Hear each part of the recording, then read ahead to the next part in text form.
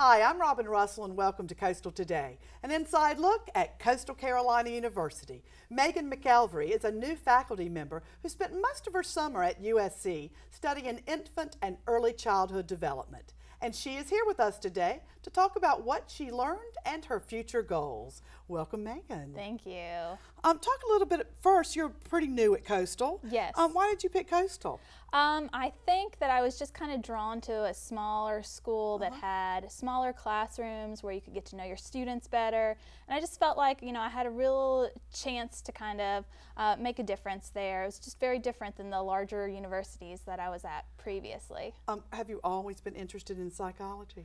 I think I kind of fell into it by accident. So it was one of those things that in college just kind of came about, and as you get in a little bit, you get in deeper and deeper. So no, I didn't. There was no rhyme or reason to it.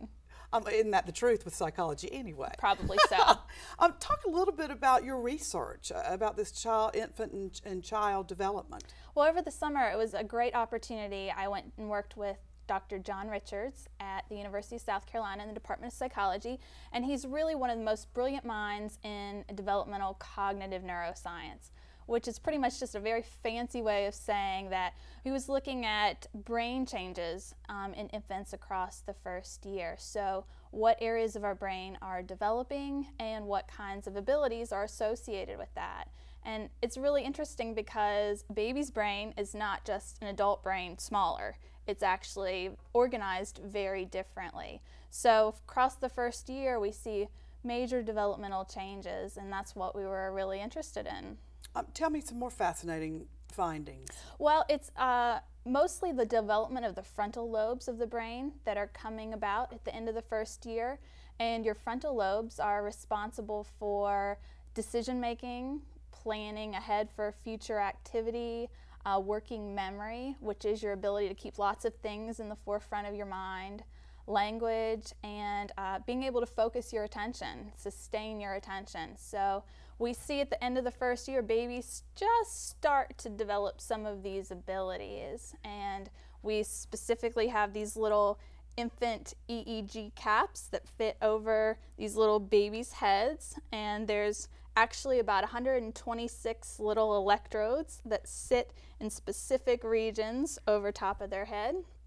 And we can record what kinds of activities in what specific locations as they're paying attention to different types of things. Now, how long has he been conducting this research? For years. He really is just the leader in our field. So it was just an amazing opportunity for me, being young, to work with somebody who's so well established. He has millions of dollars in grant money. He's just brilliant. I wonder if any of the findings have changed throughout the years from, 20 years ago in infant's brain versus now.